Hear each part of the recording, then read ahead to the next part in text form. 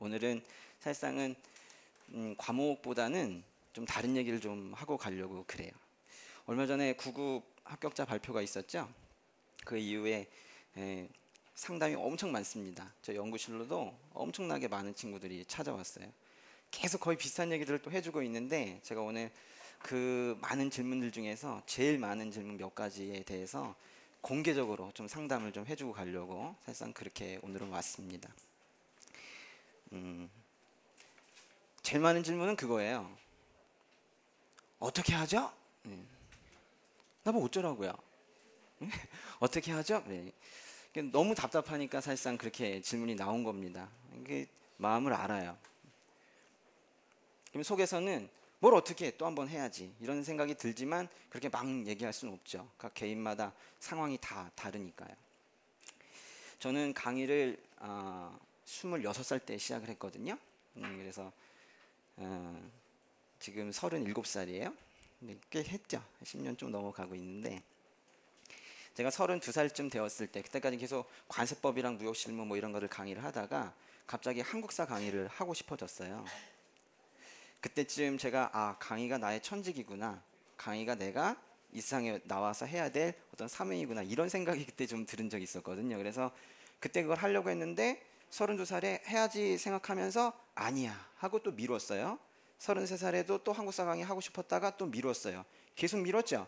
그러다가 작년엔 도저히 미룰 수 없어서 제가 책을 70권을 샀어요. 그래가지고 막 공부를 했어요. 그리고 나서 책을 쓰고 이제 올해부터 강의를 시작을 한 겁니다. 미루게 되면 꼭 하게 돼요. 제가 그걸 경험으로 지금 알고 있습니다. 여러분, 미루시면 안 돼요. 그러면 언제 그만둬야 되느냐? 하기 싫을 때. 하고 싶은 마음이 조금이라도 있으면 절대로 미루시면 안 되고 그냥 하면 돼요.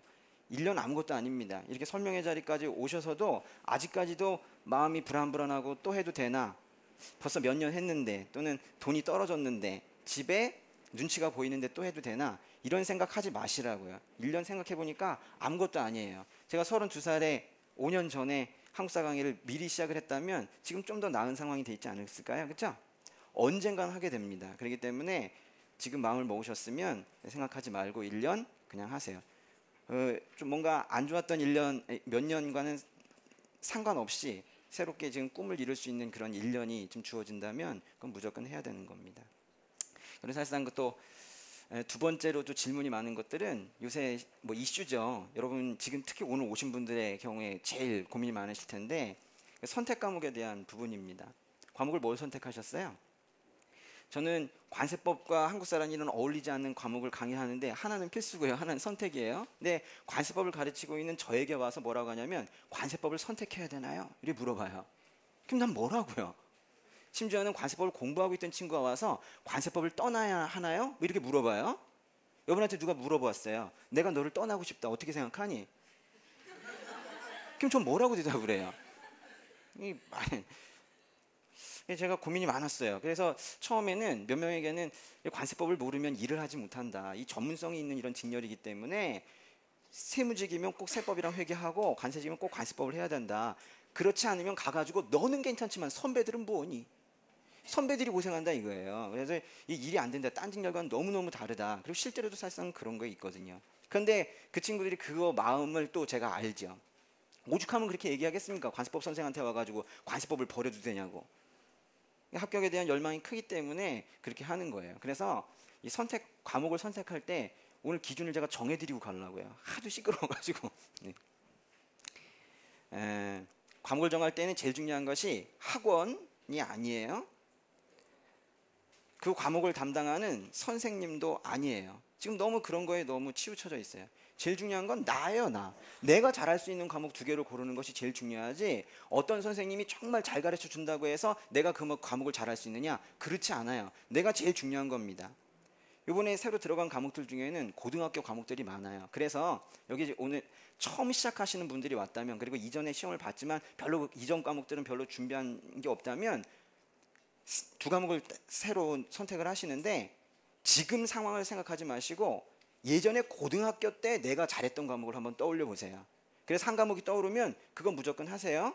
그 만약에 2과목이 떠올랐어, 사회, 수학 뭐 다 떠올랐어, 그러면 그 2과목을 하시면 돼요. 근데 떠오르는 게 어렴풋하게 떠오르면 안 돼요. 점수가 떠올라야 돼요. 아시겠죠? 확실하게 내가 잘할 수 있었다라는 느낌이나 이런 거 말고 고등학교 때 정말 잘했던 과목 두 과목을 지금 하면 지금도 잘하게 됩니다. 근데 만약에 한 과목밖에 안 떠올랐어요. 그러면 그 한 과목을 선택을 하시고 한 과목은 기존에 여기 공무원 과목들이 있어요. 어떤 이론, 무슨 학자 붙는 거랑 무슨 법자 붙는 거 있죠. 그거를 고르도록 하세요.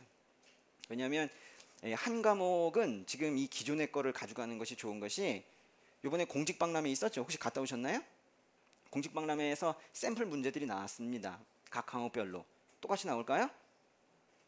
전 상당히 부실해 보이더라고요. 이번에 대충 만든 것 같다 이런 느낌이 사실상 이거 찍으면 안 되는데 그죠? 그렇게 들었어요. 그래서 사실상은 리스크가 좀 있기 때문에 이전에 기출문제가 많고 그거를 기반으로 이미 수업이 잘 되어가고 있는 기존의 노량진의 공무원 과목들 그 중에서 한 과목을 고르는 것이 그래서 좋은 거예요. 근데 만약에 두 과목 다 고등학교 때 자신 있는 과목이 있었다 그러면 그 두 과목을 다 고르셔도 된다 이거예요. 그럼 기존에 공부하고 계셨던 분들은 어떻게 하느냐? 기존에 공부하고 계셨던 분들은 한 과목만 새로 들어간 과목을 고르시고 한 과목은 이전 과목을 꼭 하셨으면 좋겠어요. 제가 하는 요 말은 내년 시험까지만 적용되는 말이에요. 왜냐하면 내년에는 기출문제가 나오잖아요. 근데 지금 올해 준비해서 내년 하는 사람들은 지금 리스크가 엄청 큰 거예요. 사회가 어떻게 나올지, 수학이 어떻게 나올지, 과학이 어떻게 나올지 어떻게 알아요? 그렇죠? 그게 모르는 일이기 때문에 한 과목만큼 리스크를 줄여서 가는 것이 맞다고 봅니다. 그래서 세 과목 하나 하시고 예전 과목 하나 하시고 그런 식으로 진행을 하시면 좋을 것 같아요. 그리고 이제 세 번째로 또 질문이 많은 것은 이것도 상당히 포괄적인 질문인데요. 어떻게 공부해야 되나요? 그래서 공부 방법에 대한 질문들을 해요. 그리고 앞으로 어떻게 해야 되느냐? 1년이나 남았는데 어떻게 해야 되느냐? 그렇게 질문들을 많이 하세요. 그럼 속에서는 또 열심히 해야지 뭐 이런 생각 들지만 오죽하면 또 방법을 물어보겠습니까? 그렇죠? 사실 저는 제일 중요하다고 생각하는 거는 암기입니다. 그렇죠? 암기를 잘 해야 돼요. 우리 암기 과목이라고 딱 집어넣는 뭐 국사나 각종 법이나 이런 과목들이 있지만 그것만 암기가 아니라 우리 전체 과목이 다 사실상 암기가 잘 되어야 되는 거죠. 암기가 우리의 유일한 무기입니다. 암기만 다 해봐요. 어떤 문제를 틀리겠어요? 다 할 수 있지. 근데 암기가 잘 안 돼요. 그렇죠? 한참 지나면 또 까먹고 그죠? 자꾸 생각이 안 나고 헷갈리고 이렇게 되죠. 암기가 왜 안 될까요? 저는 여태까지 공부 잘한다는 얘기는 상당히 많이 듣고 자랐어요. 그리고 저는 제가 생각하기에도 좀 공부하는 방법은 좀 아는 것 같아요. 공부를 하면 뭐든지 다 할 수 있겠다 이런 자신감도 사실상 있어요. 근데 생각해보니까 공부를 잘하는 게 아니라 저는 시험을 잘 보고 있더라고요. 공부를 잘했으면 뭐 또 딴 걸 더 했을 텐데 시험 보는 방법은 좀 알겠어요. 그래서 저는 어떤 착각을 했었냐면 대부분의 사람들이 그런 느낌을 가지고 공부를 하고 있다라고 생각을 했었어요. 근데 제가 한 4, 5년 전쯤부터 그게 아니라는 걸 알았어요. 그래서 제가 어떤 과목을 강의해도 난 상관이 없다. 꼭 어떤 강의든 들어가서 한국사를 강의하든 관습법을 강의하든 공부하는 방법을 알려주고 와야 되겠다. 이런 생각을 하게 된 거예요. 저희 진심을 좀 알아주셨으면 좋겠어요. 공부 방법을 모르고 지금 공부를 하고 있기 때문에 수험생활이 오래 걸리는 거고 더더군다나 너무너무 힘들어요. 그리고 100점을 맞아도 100점을 어떻게 맞느냐가 중요한 거거든요. 인풋 조금 들어가서 크게 얻어야 되는데 엄청 투자해가지고 100점을 얻는 거는 그건 별로 좋은 게 아니에요. 왜냐하면 그 100점 얻는 동안에 딴 과목의 점수가 떨어져 가고 있기 때문입니다. 제가 오늘 관습법이나 한국사를 강조하지 않는 이유는 여러분이 그런 과목 하나만 하지 않기 때문이에요. 우리 종합예술입니다. 그렇죠? 5과목 또는 7과목을 다 전체를 봐야 그걸 한 과목으로 생각을 해야 되는 것이기 때문에 어떤 한 과목에 올인하고 그것만 잘하려고 하는 이런 방법들은 좋지가 않죠. 근데 각 강의마다 그 과목만 잘하라고 계속해서 엄청난 양을 주고 있죠. 그렇죠? 제가 그래서 두 가지를 좀 오늘 말씀을 꼭 드리고 싶은데 하나는 순환에 대한 부분이고 또 하나는 이 암기에 대한 부분이에요. 이 순환이라는 거 돌리는 거죠. 그렇죠? 회독이 많아야 돼요. 수십 번 봐야 사실상 공부 잘할 수가 있는데 지금 여러분이 어떻게 지금 하고 있냐면 그건 여러분의 잘못이 아니라 어떻게 보면 책들의 잘못이기도 한데요. 이렇게 순환하고 있어요. 이렇게 가가지고요. 이렇게 한 번을 다 못 봤죠? 근데 이쯤 왔는데 슬럼프가 와요. 그래서 다시 시작돼. 다시 시작해가지고 그러니까 한 번을 못 보는 거예요. 야, 이 생활을 계속 해야 되나? 그래요. 어떤 친구가 시험에서 이번에 안 됐어요. 그래서 제가 시험에서 안 되니까 너무 힘들지 그랬어요. 그랬더니 그 친구가 뭐라 하냐면 처음부터 힘들었어요 그러더라고요. 그래서 제가 깜짝 놀랐어요. 시험에서 안 되어서 힘든 게 아니라 이 과정 자체가 우리가 지금 힘든 거예요. 이렇게 돌아야 돼요. 이렇게. 그래서 빨리빨리 돌고 또 돌고 또 돌고 이거 한 10번 돌리고 이렇게 가야 돼요. 그럼 여기서 시험 안 나오면 어떡하느냐? 어떤 길이 아주 명확해지고 여기에 중심이 생겼을 때 그때 조금 넓혀가는 거예요. 이렇게 넓혀가. 이래야 되는데 처음부터 엄청난 양을 범주를 두고 시험 범위를 하고선 가니까 지치고 재미도 없고 그리고 이때 공부한 거 이때 다 헷갈리고 이렇게 빨리 공부하죠? 이렇게 빨리빨리 돌리면 이거랑 이거의 연계성이 나온다고요. 그러면 항상 시험은 여기저기서 합쳐서 나오는데 이런 것들에 대해서 맞출 수가 있는 거예요. 그리고 계속 보던 것들은 더 중요하다는 인식이 나도 모르게 이 속에 들어가 있는 거예요. 확률이 조금 떨어지는 것들은 자꾸 뒤쪽에다 천천히 이렇게 붙여가는 겁니다. 이렇게 하면 40회독했다, 70회독했다 이런 말들이 거짓말이 아닌 거예요. 계속해서 늘어날 수가 있습니다. 근데 아무리 회독을 많이 한다 하더라도 대충 하면 암기가 되지가 않아요. 암기의 비밀을 오늘 하나 알려드리고 가려고요. 사실상 오늘 한 15분 정도 저에게 주어졌는데 오늘 이 15분 말고는 저를 볼 기회가 없는 분들도 있을 거 아닙니까? 그렇죠? 그래서 나중에 못 보더라도 이것만큼은 꼭 기억하고 가셨으면 좋겠어요. 저는 제가 공부하는 거 하나 알려드리면 저는 한 번 앉으면 한 4시간 정도 공부를 하고 딱 일어나는데 그 4시간 정도 일어났을 때 4시간이 지났구나 하는 거를 갖다 시계를 봐야지 알 정도로 좀 깊이 좀 공부를 하는 게 좀 있어요. 전 요새도 공부 엄청 열심히 합니다. 전 제가 강의하는데 자신이 있어요. 왜냐하면 전 공부를 열심히 하니까요. 공부를 열심히 하기 때문에 잘 가르쳐 줄 수 있다는 그런 자신감이 있는 거예요. 수면이 있습니다. 여러분 공부 시작해가지고 30분 동안은 자신이 외웠다라고 인식해도 외워진 게 아니에요. 이 수면 위에서 이렇게 지나고 있다고요. 이 밑으로 이렇게 들어가야 돼요. 그래가지고 나도 모르게 세상에 이 책이랑 나밖에 없는 이런 시간이 있어야 돼요. 그래서 그 시간이 깊이 있을 때 그때 암기가 되는 거예요. 여러분 트레인스포팅이라는 영화가 있거든요. 아주 오래된 영화예요. 제가 22살 때 영화니까. 그게 어떤 장면이 있냐면 양변기 뚜껑을 이렇게 열고 거기 물이 있잖아요. 그렇게 어떤 친구가 이렇게 들어가요. 그런데 갑자기 양변기 그쪽이 이제 바다로 변해요. 그래가지고 이렇게 하다가 갑자기 양변기 밖으로 다시 나오는 그 밑으로 깊이 들어가서 마치 바다를 수영하는 듯한 잠수하는 듯한 그런 느낌을 한참 동안 가지고 있다가 다시 올라오는 거. 이런 암기가 돼야지 돼요. 여러분 깜지가 좀 많이 쓰죠? 안 외워져요. 그 며칠 있다가 그냥 날아간다고. 임시 메모리에 잠깐 저장돼 있다가 그냥 가는 거예요. 그거는 우리를 속이고 있는 거예요. 잠깐 외웠다라는 인식만 있어요. 결국은 머릿속에 전혀 남아있지 않습니다. 하고 또 하고 그래요. 계속 시간 낭비인 거예요. 깊이 한번 들어갔다 오면요. 이 머릿속에 조각칼로 판 듯이 푹 파여요. 나무판 판 거 있죠? 그것처럼 한번 푹 파이면 다시는 잊혀지지 않아요. 그러니까 공부를 오래 할 필요가 없어요. 이래야지 수험 기간이 줄어드는 거예요. 그리고 많은 것들을 볼 수 있고 한 번 봐도 잘하고. 근데 이게 왜 안 되느냐? 조금 이렇게 있다가 좀 뭔가 집중해가지고 들어갈 만하면 전화가 오네. 그죠? 다시 올라가요 이렇게. 그러다가 또 이제 집중할 만하면 옆에 있는 독서실 옆에 있는 친구가 다리를 떨어요. 이게 나를 엄청 힘들게 하는 거예요. 그죠? 그래가지고 다시 또 올라가고. 그러니까 하루 종일 이러다가 잠드는 거예요. 그 다음날 또 이렇게 하고. 하나도 공부를 안 했다고 보시면 돼요. 깊이 들어갔다가 올라올 때는 왜 올라와야 되냐면 화장실 가고 싶어서 또는 밥 먹고 싶어서 그때 올라와야 되는 거예요. 저는 수험생활 할 때에도 딱 이런 과정을 하루에 3번씩 했습니다. 아침 먹고 점심 때까지 한번 들어갔다 나오고, 그죠? 점심 먹고 저녁 먹을 때까지 한번 들어갔다 나오고, 저녁 먹고 자기 전까지 한번 들어갔다 나오고. 절대적인 시간 투자도 많이 했는데 집중하는 정도의 수준이 다르기 때문에 저는 무조건 자신이 있었어요. 난 무조건 이 시험에서도 1등 할 수 있다는 자신감이 있었다고. 전 사람들이 가끔 저보고 머리가 좋아서 뭘 하지 않느냐. 전 그런 말하면 엄청 서운해요. 저는 엄청 노력하거든요. 근데 그 노력이라는 게 뭐 단순하게 오랜 시간 하는 게 아니라 같은 시간을 해도 질적으로 어떻게 공부하느냐가 매우 다른 거예요.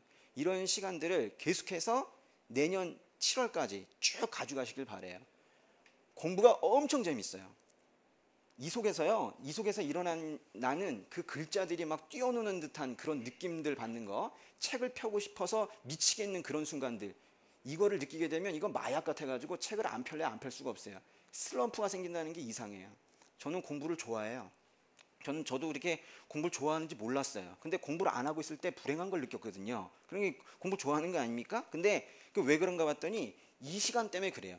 이때 느끼는 그건 진짜 어떻게 말하기가 참 힘든 거예요. 그 짜릿한 그런 게 있어요. 이거를 매일매일 느끼면서 이렇게 공부하시면 돼요. 그래서 제가 말씀드릴 거 오늘 다 말씀드렸고 하나만 더 갑자기 생각난 건데 잠깐만.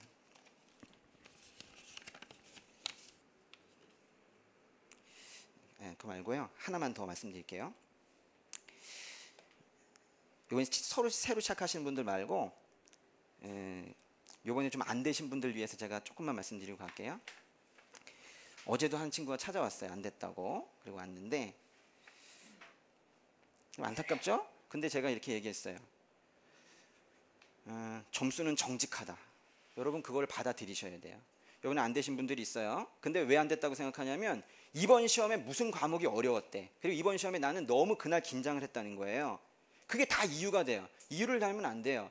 점수는 정직해요. 100m 달리기 하는 친구들 보세요. 1등 하는 친구가 계속 1등 하는 이유가 있어요. 아주 약간의 차이지만 실력의 차이가 분명히 있다고. 이번에 0.5점 차이로 떨어지신 분들이 가장 위험해요. 이런 생각한다고. 조금만 열심히 하면 되겠구나 생각해요. 안 돼요. 열심히 해가지고는 되지가 않아요. 기존의 방법을 바꾸셔야 돼요. 다시 태어나야 된다고. 오늘 집에 가셔가지고 혹시라도 그런 분이 계시다면 가셔가지고 요번에 봤던 시험지를 다시 보세요. 보시면서 점수가 중요한 게 아니에요. 어떤 과목 몇 점은 별로 중요한 게 아니에요. 어떤 문제를 틀렸는가가 매우 중요해요. 내가 이런 것까지 틀리는 사람이었나라는 걸 갖다 보고 스스로 깨져야 돼요. 그리고 나서 그거를 극복해내기 위해서 내가 앞으로 어떻게 공부해야 되는지를 하나하나 그 문제를 해결해 나가기 시작해야 돼요. 그래서 오늘 꼭 가셔가지고 그 틀린 문제들을 아주 호들갑을 떨면서 큰일 났다 하면서 긴장하면서 그렇게 다시 한번 보시기 바래요. 그리고 또 지금 새로 시작하시는 분들의 경우에도 앞으로 모의고사 계속 볼 거 아닙니까? 그렇죠? 그 볼 때 그 틀리는 문제가 있을 때 이건 모의고사니까 뭐 이런 생각하면 안 돼요. 점수는 정직하다는 걸 항상 생각을 해야 돼요. 그래서 그 점수를 어떻게 올리겠는지 그걸 좀 생각을 하셨으면 좋겠어요. 사실상 오늘 시간이 다 됐는데 그 영어에 대해서 제가 좀 얘기하고 싶었는데 전 별강의 다 하고 싶어 하는 사람이에요. 근데 영어 부분은 제가 좀 나중에 또 말씀드릴 기회가 있으면 하겠습니다. 혹시라도 영어 공부에 좀 힘든 이런 분들이 있으면 제가 영어 선생은 아니지만 그래도 공부를 하면서 또 시험을 보면서 좋은 성과를 냈던 사람 중에 하나이기 때문에 어떤 게 좀 팁이 되겠습니까? 라는 게 궁금하신 분들이 있으면은 따로 좀 찾아오세요. 아시겠죠? 그럼 제가 따로 좀 알려드리도록 그렇게 하겠습니다. 저는 그 관세직을 위한 관세법을 강의하고 전 직녀를 위한 한국사를 강의하는 이명우였습니다. 감사합니다.